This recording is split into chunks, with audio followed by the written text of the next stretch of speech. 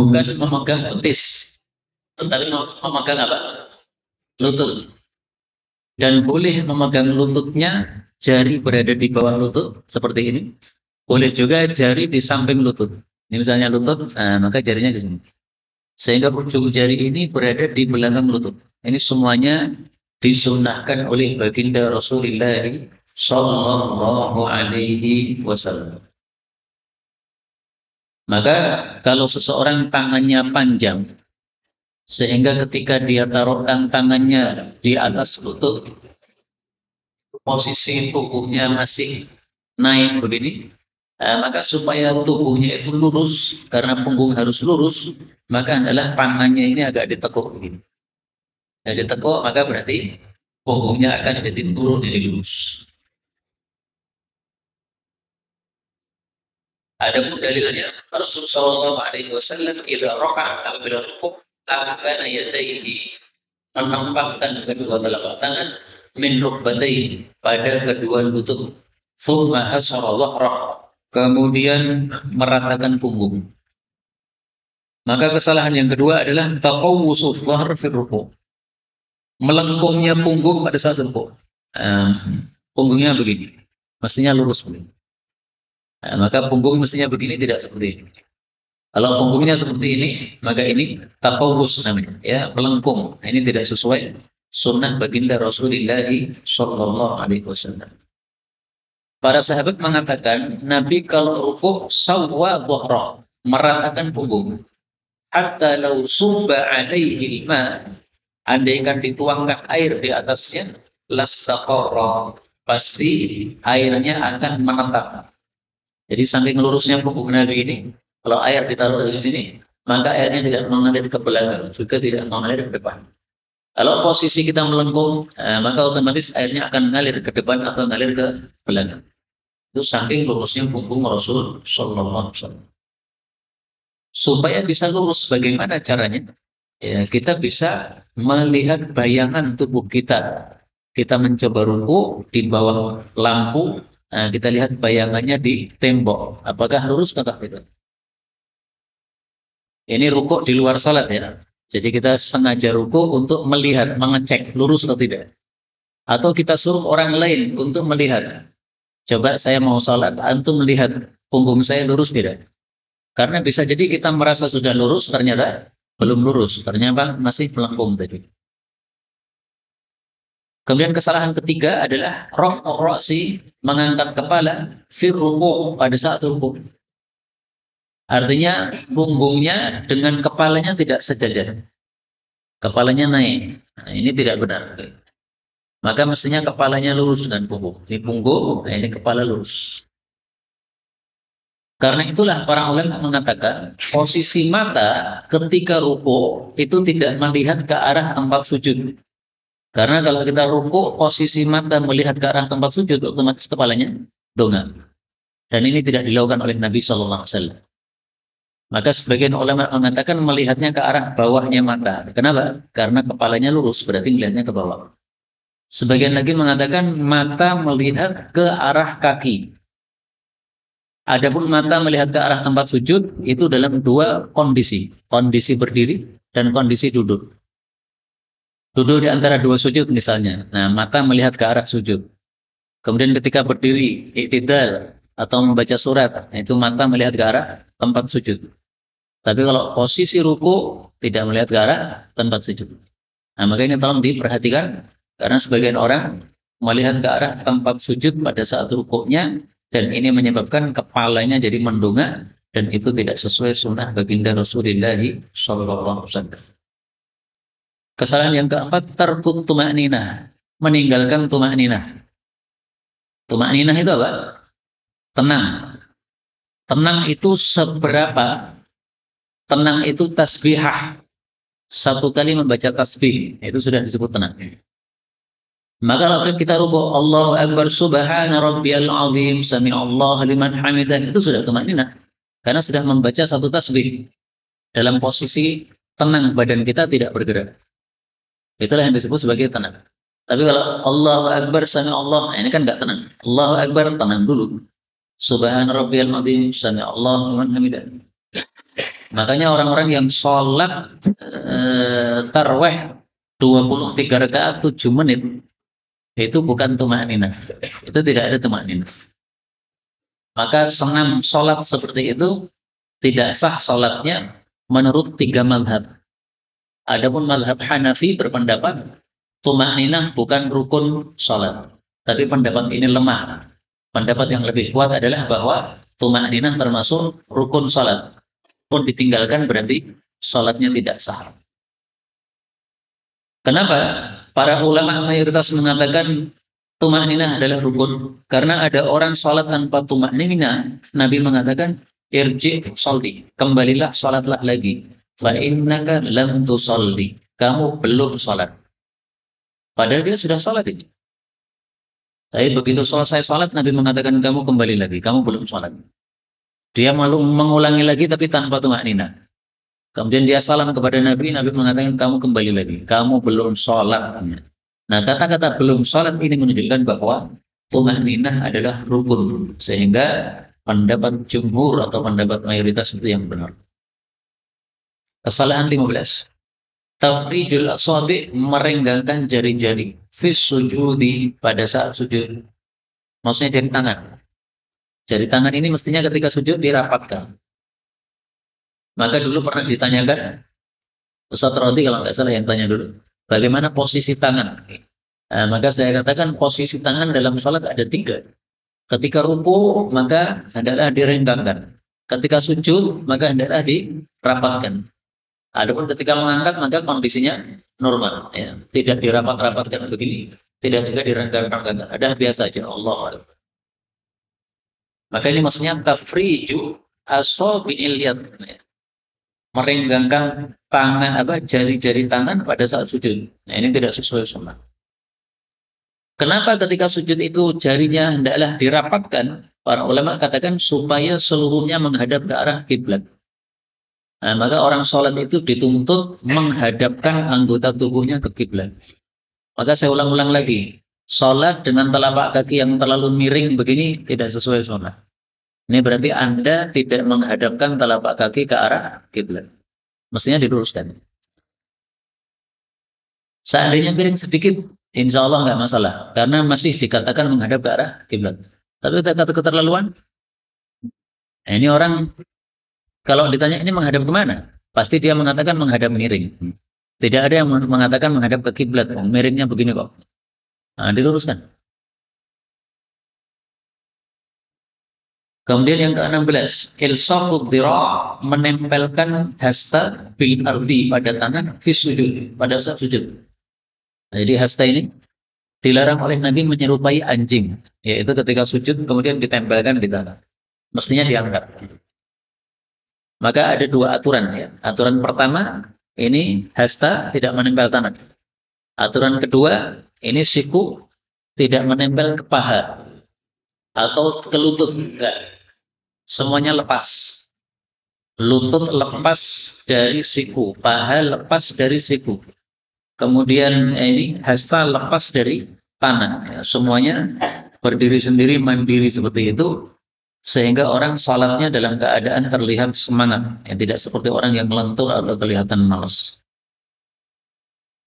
Kemudian 17, ilsaqud dhira' birukbah. Ini sudah saya sebutkan, menempelkan hasta pada lutut fi sujud, pada saat sujud. Ini tidak sesuai sunnah. Karena Rasulullah itu jafa adudaihi an jambai, menjauhkan kedua sikunya ini dari punggung dari pinggang beliau. Ini pinggangnya, ini dijauhkan. Nah, dijauhkan otomatis sikunya ini tidak menempel kepada apapun juga.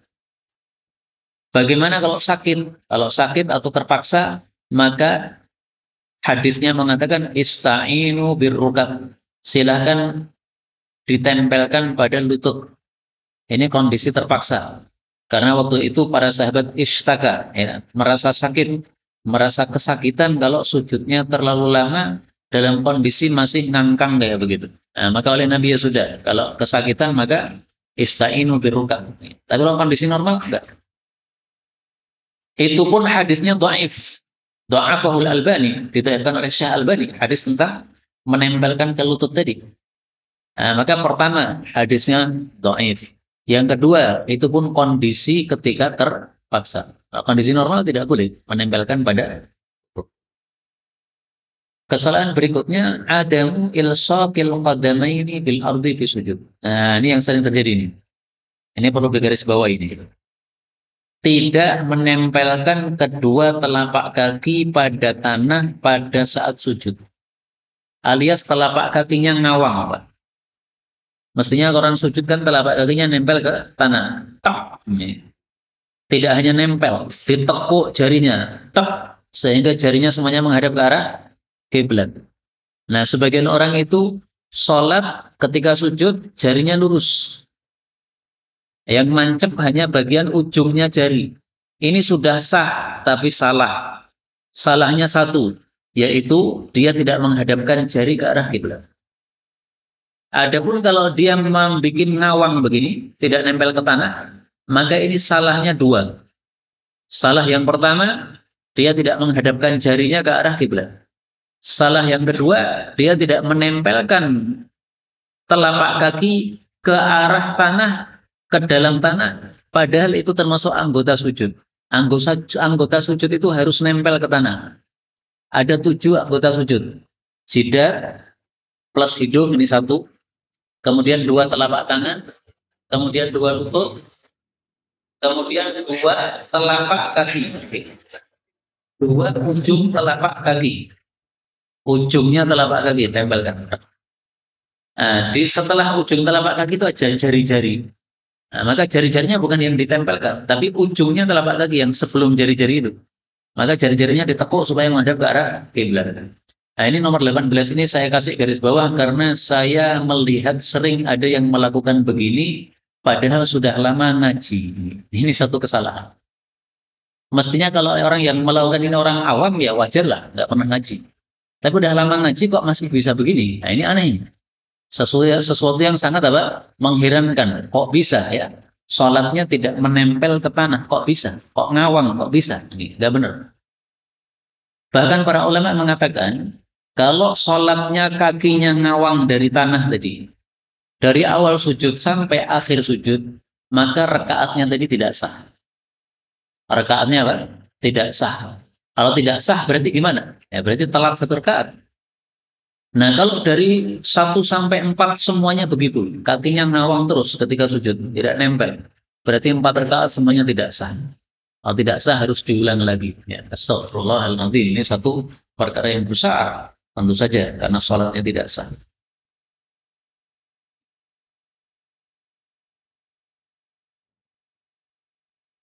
Baik, itu kira-kira yang baru untuk kita bahas.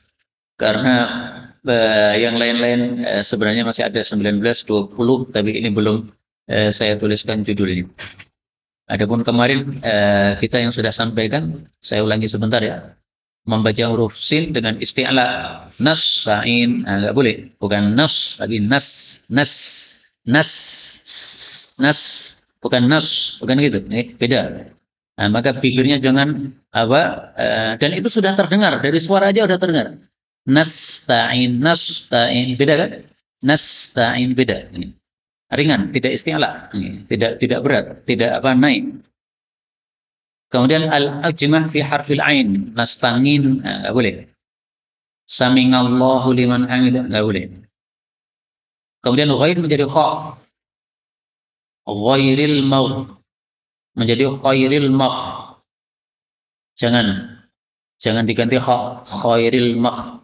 Gha, gha, gha, magh. Beda tau ya? Kha, kha, gha, gha. Lebih dalam mana? Kha sama gha. Gha lebih ke bawah, lebih dalam. Gha. Kha naik ya. Kha. Nah. Ghairil magh. Gha, ghi, ghu. Ghairi, ghairi. Kemudian meninggalkan gunah pada saat idgham tanwin pada wawu. Misalnya wala taqulu liman yuqtalu fi sabilillahi amwatun bal ahya'u wala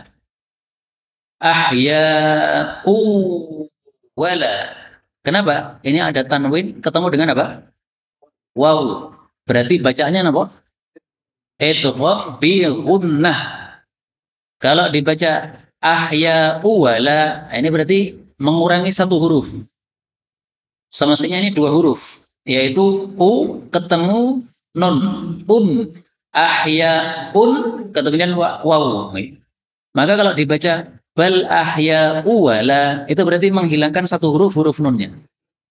Mestinya ahya wa, nah, karena masuk menjadi ahya walakin la tash'urun. Contohnya begitu. Kemudian juga amin, a-nya jangan terlalu panjang, dua harokat saja.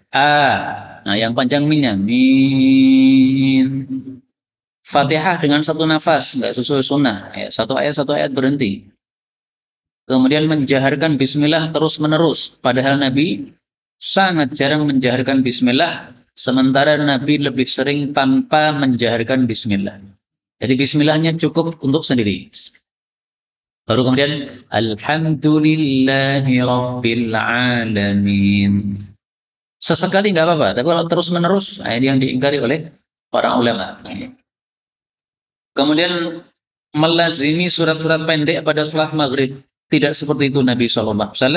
Bahkan akhir hayat Nabi itu ternyata beliau membaca surat Al-Muddathir, surat apa namanya? Yang terakhir Al-Mursalat, ya, surat Al-Mursalat di dalam salat maghribnya. Itu akhir hayat Nabi Sallallahu Alaihi Wasallam. Kemudian sengaja membaca ayat sajdah pada salat subuh hari Jumat. Nah, ini adalah satu sikap yang merupakan salah paham terhadap hadis Nabi yang mengatakan beliau salat subuh Jumat membaca surat As-Sajdah sama Al-Insan. Di dalam surat As-Sajdah ada ayat sajdahnya. Tapi bukan berarti disunnahkan membaca ayat sajdah dari surat apapun juga pada sholat subuh hari Jumat. Tidak. Jadi yang dituju oleh Nabi bukan ayat sajdahnya, tapi yang dituju oleh Nabi adalah suratnya, surat As-Sajdah. Kenapa hari Jumat pagi subuh beliau memilih surat As-Sajdah? Karena surat As-Sajdah adalah bicara soal kiamat, dan hari Jumat itu terjadinya pada hari kiamat terjadinya pada hari Jumat. Maka pas atau insijam, ya. Insijam antara bacaan Nabi dengan kondisi hari tersebut. Tapi kalau mensengaja ayat sajdah pada subuh hari Jumat, ini dikatakan oleh para ulama sebagai satu kesalahan sholat. Kemudian berikutnya memendekkan bacaan sholat subuh dan sholat Jumat. Nah, ini tidak sesuai sunnah. Karena rakaatnya sudah diringkas oleh Allah. Jumat yang biasanya 4 menjadi 2. Sholat yang biasanya 4 untuk subuh cuma jadi 2. Nah, 2 itu berarti rakaatnya diringkas, maka oleh Nabi diganti dengan surat yang lebih panjang. Maka dalam sholat Jumat, Nabi biasanya membaca surah Al-Jum'ah dan surah Al-Munafikun. Itu karena mengganti dari rakaat yang sudah diringkas. Baik, kemudian ternyata ini ada bagian lain. Al-Majmu'atul Rabi'ah, kumpulan yang keempat, ahadits dhaifah fi shalah. Beberapa hadis yang dhaif seputar salat. Yang pertama hadis tentang wasitul imam, tengahkanlah imam. Ini hadis yang dhaif. Hadis yang menyuruhkan tengahkanlah imam, itu hadisnya apa? Dhaif. Riwayat Abu Dawud, karena di dalamnya ada perawi bernama Yahya bin Bashir dan ibunya. Dia meriwayatkan dari ibunya. Dua-duanya adalah majhul, rawi yang tidak dikenal. Rawi yang majhul menyebabkan hadisnya apa? Dhaif. Kenapa hadisnya dhaif? Karena dia tidak dikenal. Padahal syarat hadis sahih adalah rawinya harus orang yang terpercaya. Ini rawinya nggak dikenal. Maka menurut saya, wallahu a'lam, tidak perlu kita mengatur ini yang utara satu pindah selatan, ini 2 orang utara pindah selatan, nggak perlu begitu. Kenapa? Hadisnya apa? Dhaif. Hadisnya dhaif. Berarti kita mentakalluf atau memaksakan diri terhadap sesuatu yang tidak ada dasarnya yang sahih. Karena itu hati-hati. Kadang-kadang kita terlalu semangat baca hadis diamalkan tapi tanpa tahu derajat hadisnya. Padahal hadis yang dhaif tidak bisa dijadikan sebagai hujjah. Hadis dhaif tidak bisa dijadikan sebagai hujjah. Ini perlu berhati-hati. Kenapa ini saya tegaskan? Karena ini saya alami sendiri. Dulu ketika saya nyantri dan belum begitu ngerti bagaimana hadis dhaif, hadis sahih, pokoknya asal baca hadis saja semangat diamalkan. Bahkan semangat juga mendakwahkan, padahal masih santri waktu itu. Salah satunya yang saya alami, dalam Sunan Abu Dawud, Rasul kalau menaruh sutroh pembatas orang sholat tidak pas di depan, tapi taruh samping kanan atau taruh samping kiri. Nah, waktu itu ada seorang ustadz sholat dengan menggunakan sutroh pas di depannya. Maka selesai sholat, saya mendatangi ustadz tadi, afwan ustadz, sutrohnya salah ini, mestinya samping kanan atau samping kiri. Itu saya masih santri itu, Pak. Nah, begitu saya sudah semakin banyak mempelajari ilmu, baru paham, oh ternyata hadisnya dhaif. Sehingga tidak perlu begitu. Orang sutrohnya pas di depan, nggak ada masalah, nggak harus dipindah, geser kanan, geser kiri. Sudah, memang keperluan dia untuk menghalangi dia supaya orang di depannya tidak lewat. Ini saya tampilkan hadisnya.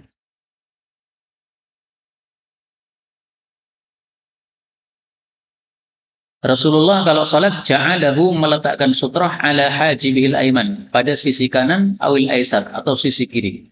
Wala yasmudu lahu samdan, tidak menghadap lurus betul-betul kepada sutrahnya. Nah, maka sutrahnya digeser begini. Tapi hadis ini kata Syekh Albani derajatnya dhaif. Kalau dhaif maka tidak bisa dijadikan sebagai hujjah. Wallahu a'lam bishawab. Adapun kalau ada makmum terlambat, kemudian memulai shaf yang kedua karena shaf pertama sudah penuh, ya otomatis mulainya dari tengah. Kalau itu nggak perlu dalil. Kenapa nggak perlu dalil? Karena sudah turun-temurun sejak zaman Nabi sampai hari ini, namanya orang sholat itu memulainya dari tengah. Itu tidak perlu hadis ini. Wasitul imam nggak perlu. Kenapa? Karena sudah dipraktekkan oleh seluruh kaum muslimin sejak zaman dulu sampai sekarang, nggak berubah. Justru yang aneh kalau ada orang memulai sholat dari pinggir. Itu malah dirasa aneh. Tidak kita temukan kecuali hanya beberapa gelintir orang yang biasanya orang-orang yang melakukan, bukan orang-orang yang berilmu. Adapun orang berilmu nggak pernah ada seperti itu. Kemudian juga hadis yang mengatakan jannibu masajidakum sibyanakum, jauhkanlah masjid-masjid kalian dari anak-anak kecil kalian. Nah, ini hadisnya tidak sahih. Tapi ringkasnya saja, anak kecil kalau kita bawa ke masjid, maka hendaklah kita tanggung jawab mendidik anak tadi supaya tidak rame. Karena kalau rame dibiarkan, itu berarti kita sudah mengganggu orang sholat. Maka anak kecil dididik. Satu kali dididik bisa, boleh diizinkan. Meskipun namanya anak kecil, kadang-kadang setelah lama dididik begitu, tiba-tiba muncul lagi rame. Nah, seperti itu wajar, namanya anak kecil ya. Tapi harus diingatkan lagi. Loh kamu katanya sudah bisa tidak rame, kok rame? Mulai besok nggak boleh ikut. Nah, di skor 1 hari atau 2 hari nggak boleh ikut, nanti hari ketiga boleh lagi ikut. Dengan syarat tidak rame. Kalau rame maka besoknya tidak boleh ikut lagi. Nah, seperti itu adalah kewajiban kita sebagai bapak yang membawa anak-anak ke masjid supaya tidak mengganggu orang sholat. Karena Rasulullah SAW bersabda, la dharara wa la dhirar. Tidak boleh berbuat madarat dan tidak boleh saling memadharati. Hadis riwayat Ibnu Majah sahih. Inilah yang dapat saya sampaikan, benarnya dari Allah Ta'ala. Kalau ada salahnya, fastaghfirullahal azim li wa lakum.